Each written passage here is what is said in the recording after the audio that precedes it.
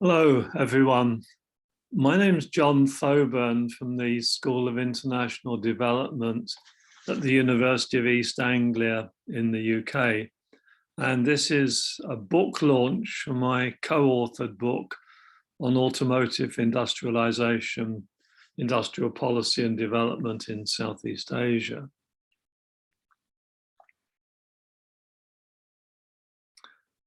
There's a picture of the book, and as you'll see, the book is co-authored with a Japanese economist called Kaoru Natsuda from Ritsumeikan Asia Pacific University. Kaoru and I originally were going to do this book launch for Gerpisa together, but then he had a chance to do a book launch in Taiwan sometime later this month. And so we decided it was more efficient if he alone did the Taiwanese book launch and I alone did the Gerpisa book launch. And you'll see that the book was published in 1921. That's its copyright year. It actually emerged in October 1920. It emerged in October 2020, and the paperback version was published in April of this year, 2022. The website below gives details of the book, the authors, and has extracts from some reviews of it, which people may find helpful. The aims of the book, we identified three. Firstly, to look at the driving forces behind automotive development in Southeast Asia, in ASEAN, the Association of Southeast Asian Nations, and do this through an historical examination from the time when the industry was first set up after the Second World War until the present. The book's cutoff date was 2018. Then our second aim was, among those drivers of automotive development, to look specifically at the role of industrial policy, both before and after the World Trade Organization, the WTO, set up a series of rules on trade-related industrial policies starting in the early 2000s. And then the third aim was, because Japanese multinational assemblers are so dominant within the ASEAN region, so about 80% of vehicle production is in their hands, we want to look at the role such companies have played in the industry's development and their role in relation to the Japanese government. I'm going to be a bit selective about that, but I hope to make some main points. And this is a set of contents of the book by chapter. You'll see that we have introductory chapters, but quite substantial ones on industrial policy, global value chains and the industry. We then look in chapter 3 at an overview of the automotive industry in Southeast Asia. And then we give quite a lot of detail on Japanese multinationals. And the core of the book is 5 country case studies: Thailand, Indonesia, Malaysia, the Philippines, and Vietnam.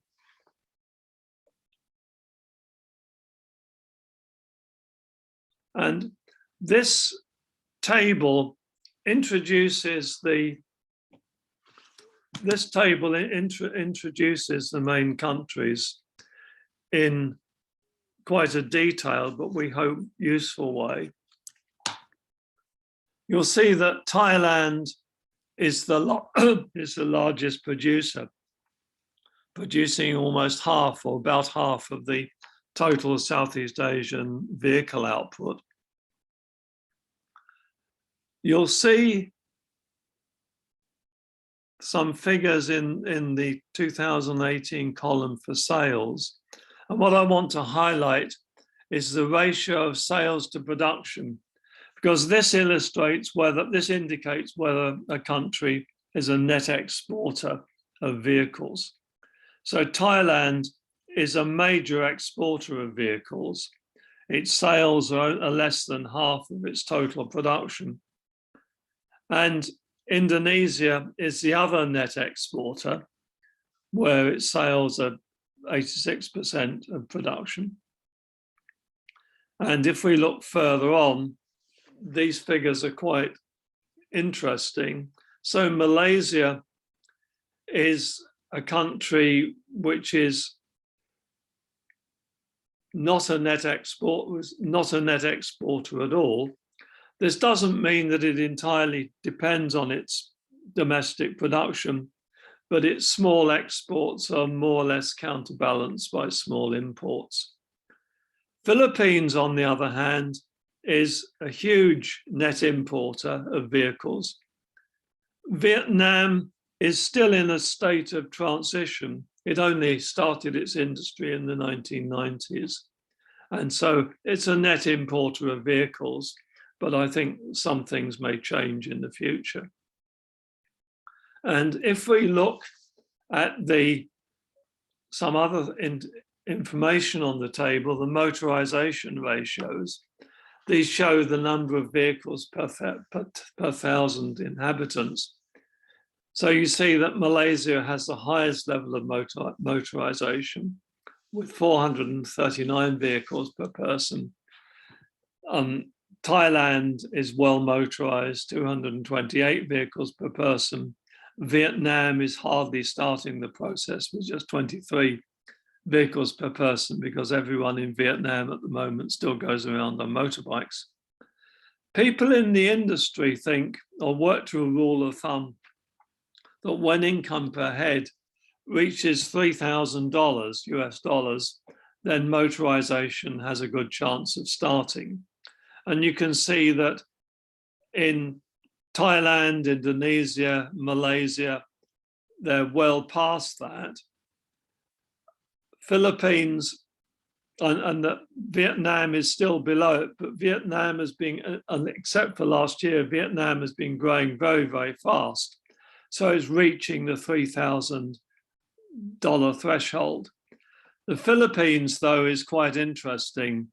We'll be saying more about it, but it's reached the threshold for motorization.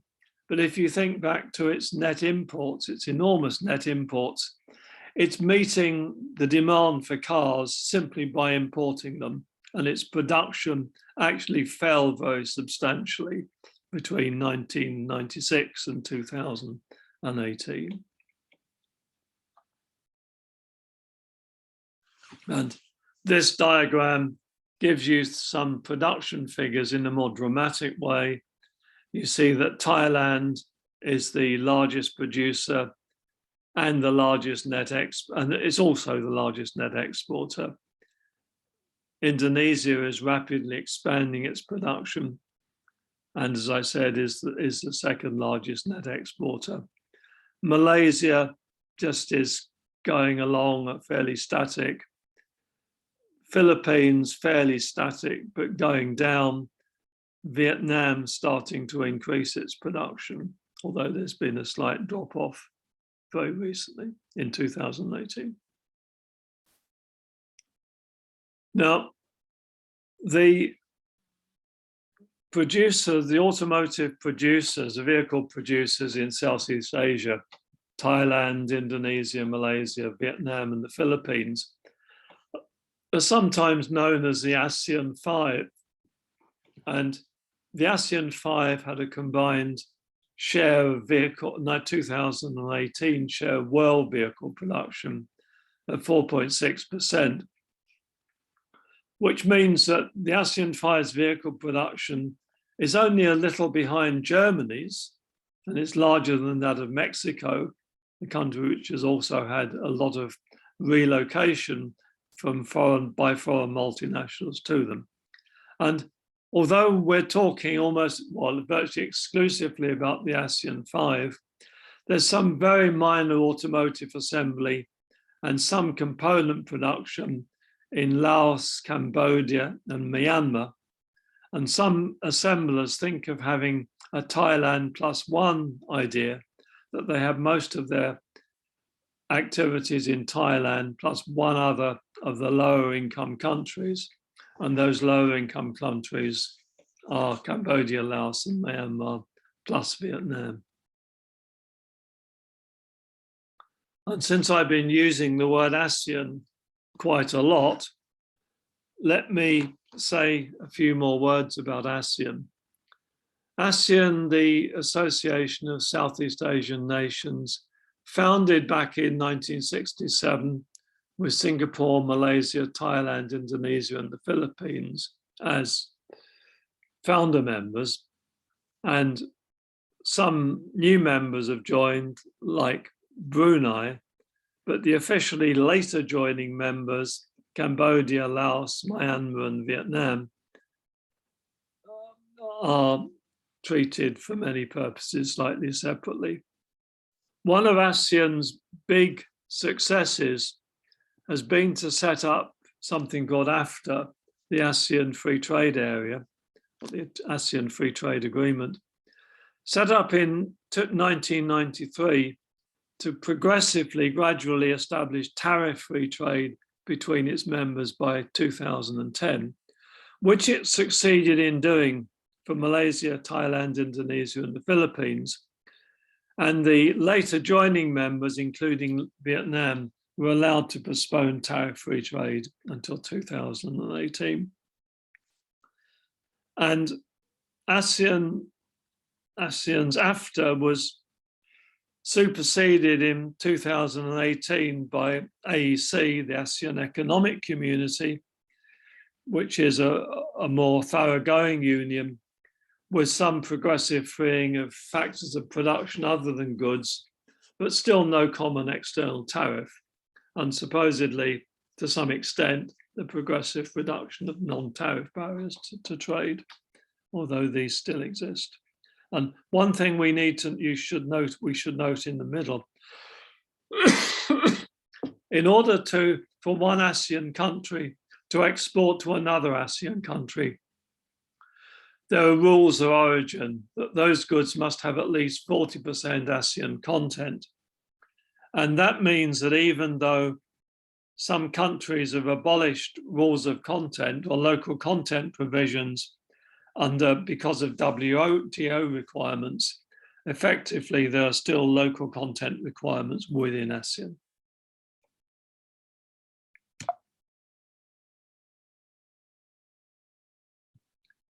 And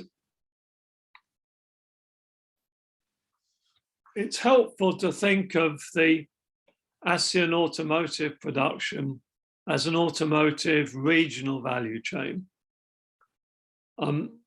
There's a large literature on global value chains, which one can draw on.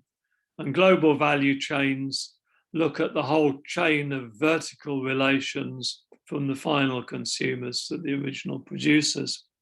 And they particularly look in terms of governance of the chains and the impact of participating in the chains on upgrading among domestic firms. And I would say that the global value chain analysis is very useful for global buyer-driven chains like garments, where, for example, American department stores may be the lead firms and they control the producers. But obviously the automotive value chain is producer-driven. So a company like Toyota certainly is the most powerful player in that value chain. But even producer-driven value chain approaches need supplementing, because we also see in ASEAN a regional production network. And the production network view stresses horizontal as well as vertical relations. And although much of the chain is regional, it's global to some extent too. And we'll look at that extent later.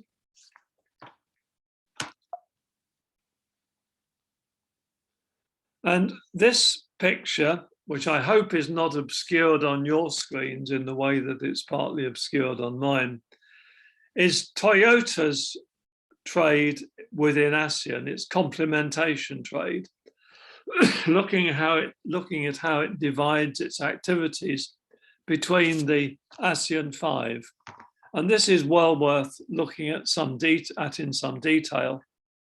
if we take Thailand, the main producer, and its relations with Indonesia, the second largest producer, or the second largest exporter, we see that Thailand exports some vehicles, some models to Indonesia, and it exports diesel engines to Indonesia, whereas Indonesia exports some other models to vehicles to Thailand, and it also exports gasoline engines.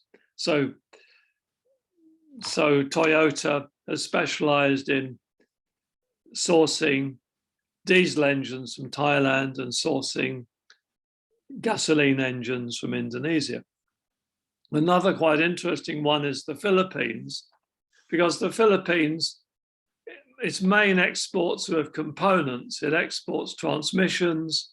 It also exports something like wiring harnesses, but they go to mainly outside the region. So you see Philippines exports transmissions to every single country in the ASEAN 5. So to Indonesia, to Vietnam, to Thailand, to Indonesia. And Indonesia similarly exports its engines and various models to Malaysia. So you get a good idea, you get some idea of the way that the network is set up. And one also has to realize that this sort of regional production network does depend pretty strongly on there being free trade. I mean, if these items are subject to tariffs, then obviously that degree of regional specialization is very much impeded. So this regional free trade is what AFTA produces.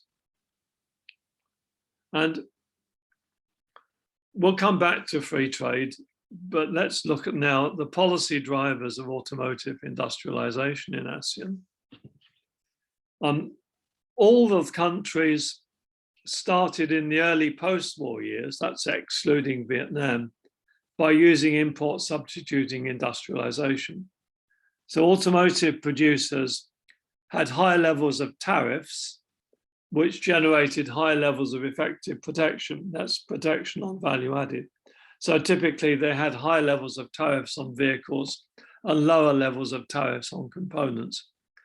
And to promote local component production, they very frequently used local content requirements, which are now banned by the WTO.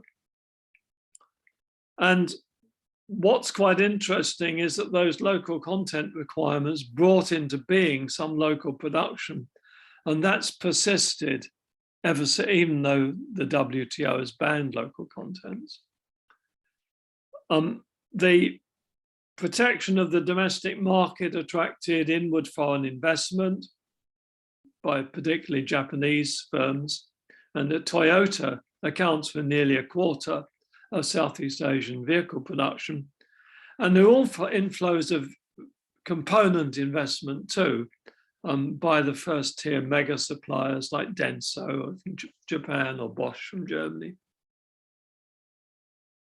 And this is a slightly complicated slide, but it makes four main points. The importance of Japanese automotive multinationals was already established before much trade liberalization started in the 1990s.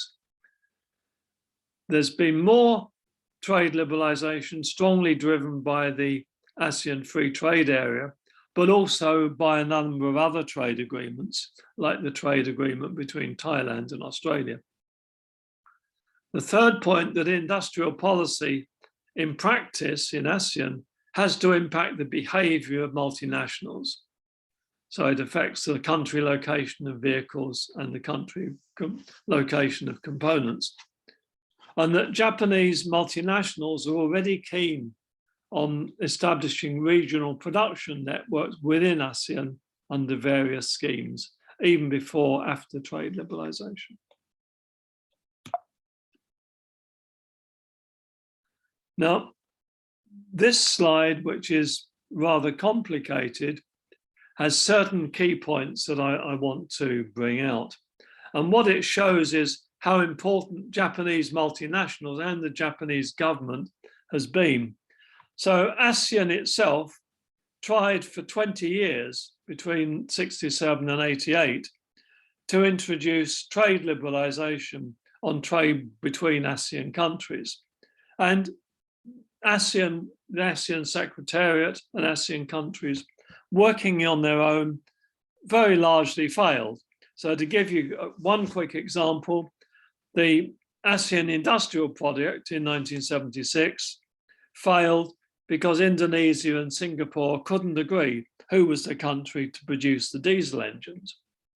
And the ASEAN Industrial Complementation Scheme in 1983 failed because foreign invested firms wouldn't cooperate.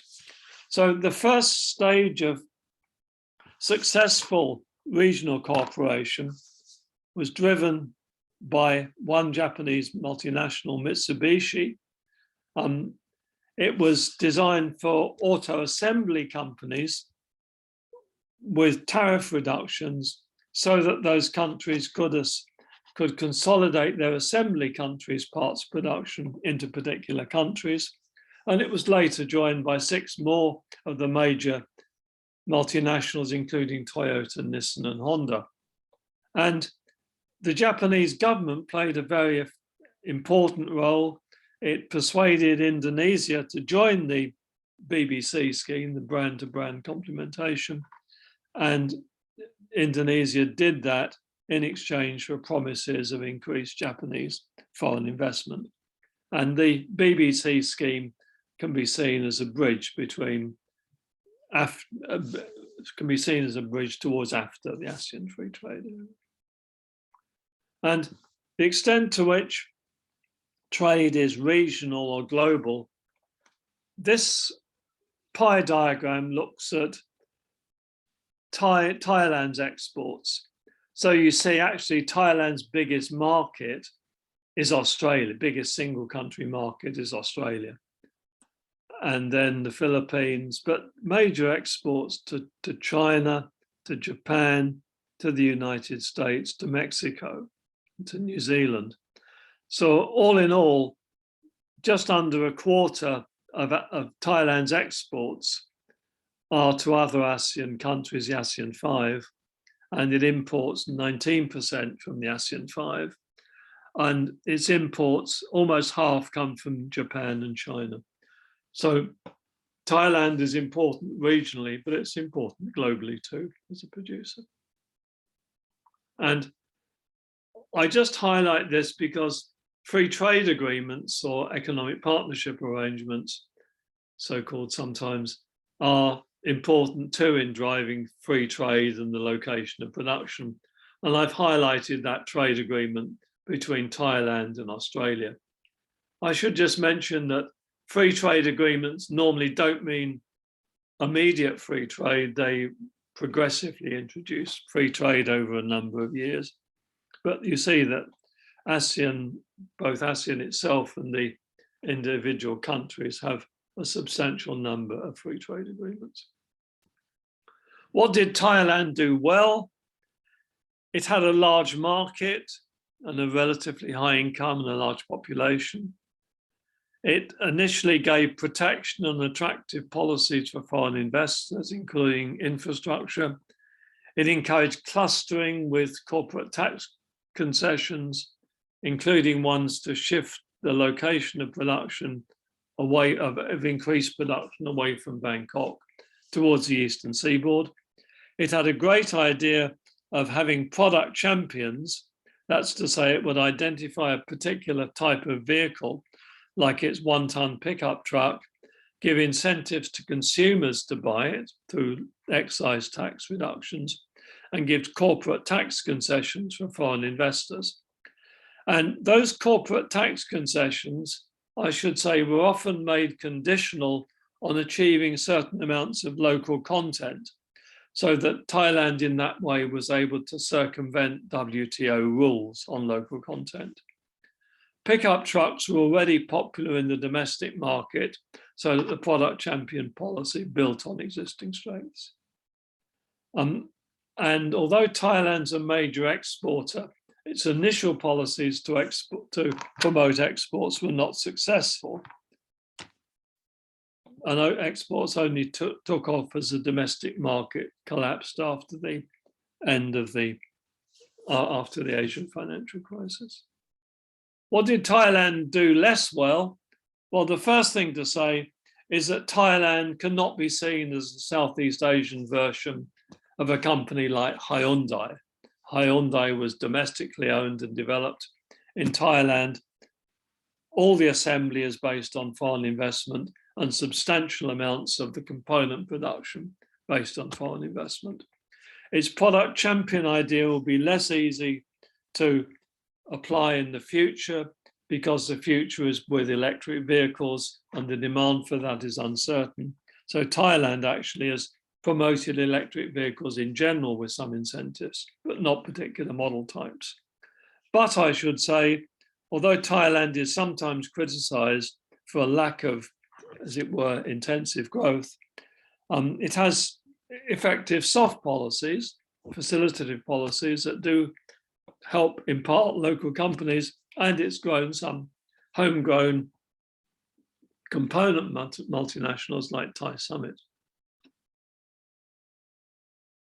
And ownership in Thailand, all the assemblers are foreign, mostly Japanese. Only completely local capital firms, only or less than a quarter of first-tier suppliers, and local capital is a bit higher, 42% for the second-tier suppliers.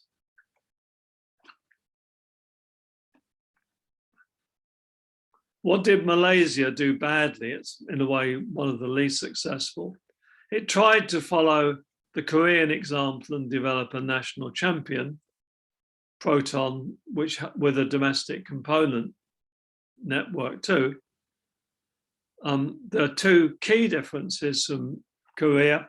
Firstly, Proton was used as a vehicle to positively discriminate in favor of ethnic Malays, ignoring existing Chinese suppliers. And it gave strong tariff protection and other incentives without conditionality to produce better performance. And Proton is really no longer a national company. It was taken over by the Chinese company Geely, which is also the owner of Volvo. And it looks as if Geely is trying to use Proton to access the ASEAN market. Philippines doing badly, or why did the Philippines catch up? Why didn't the Philippines catch up and Indonesia did catch up? They had seemingly had broadly similar policies, but as free trade started to occur in 2004, Philippines had an import surge from which it's never recovered. Now, our conclusions, I think we've just about enough time. Market size and growth as the drivers of automotive development, shift in demand away from Western Europe towards Asia, role of inward investment. One Japanese CEO, one Japanese country chief executive officer thought that market growth in Indonesia was a key factor to stay, and that was generally more important than policies. But bad policies like Malaysia can deter inward investment, and strong, sensible policies can attract it. Thailand, as I said, was able to subvert WTO rules on local content provision requirements while still remaining within the letter of the law. That Japanese multinationals have strongly supported regional integration, that Chinese multinationals, Geely, have entered, and that Korean multinationals, particularly Hyundai, have now developed a major presence in Vietnam. The book doesn't say much about that because it's more recent, but I add it for your interest.